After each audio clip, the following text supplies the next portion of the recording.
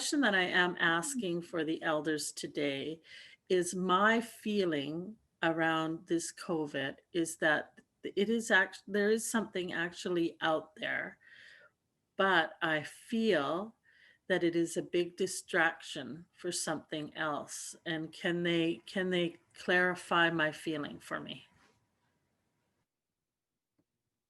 We will say that there is much underfoot and much influx and flow. And what we would suggest is that as opposed to knowing this or that, to hold your energy in a certain way so that you are protected in one regard, but that also you emit that energy which is helpful to the world at large as it is today. In other words, when you hold your energy at a higher precipice than it might otherwise be throughout the day, you then can invoke and evoke universal love into the mix of all that is.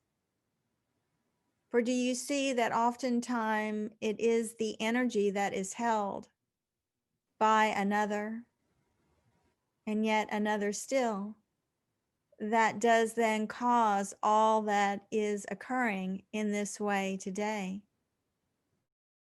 For there is a collective consciousness that has drawn these many things into the rapid proximity in which they now reside.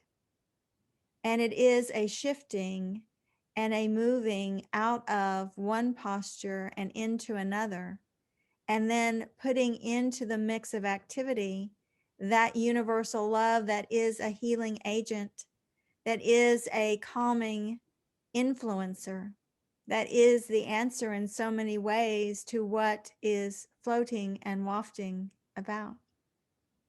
And so if you will not get mired in the drama or the antics of the day, for there will always be this or that that is in the mix of flow, but do that which is a change agent for what does now exist in your proximity.